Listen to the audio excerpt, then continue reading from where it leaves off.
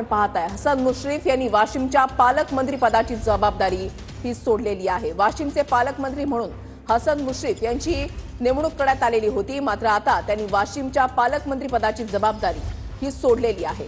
हसन मुश्रीफ हे कोल्हापूरशी संबंधित आहेत आणि पालकमंत्री पदाची जबाबदारी मिळाल्यानंतर त्यांनी वक्तव्य सुद्धा केलेलं होतं, मात्र आता त्यांनी हसन मुश्रीफांनी वाशिमच्या पालकमंत्री पदाची जबाबदारी सोडलेली आहे। महत्त्वाची आणि मोठी बातमी आताच्या घडीची आपण पाहताय।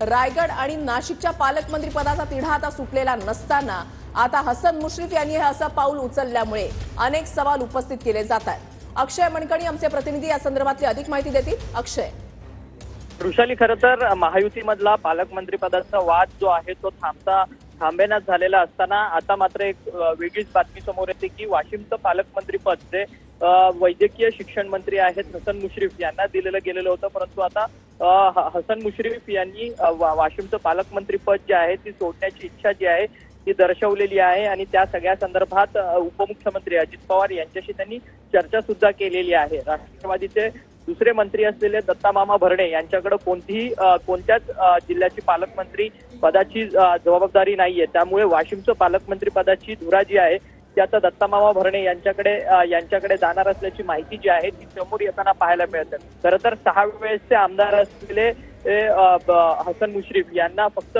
3 आमदार असलेला जिल्हा वाशिम जिल्हा जो आहे तो पालकमंत्री पदाकरता मिळालेला होता आणि त्याचसोबतच कोल्हापूरमध्ये आमदार आणि मंत्री असलेले हसन मुश्रीफ यांना वाशिम हा दूरवरचा आमचा जो जिल्हा आहे तो पालकमंत्री पदाकरता देण्यात आलेला होता।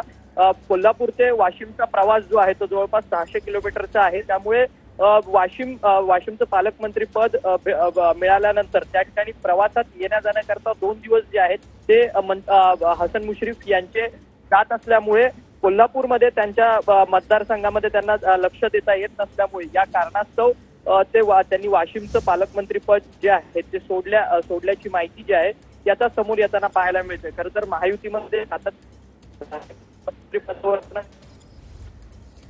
नक्कीच धन्यवाद अक्षय, दिलेल्या सविस्तर माहितीसाठी। अपडेट सातत्याने तुमच्याकडून जाणून घेणार आहोत।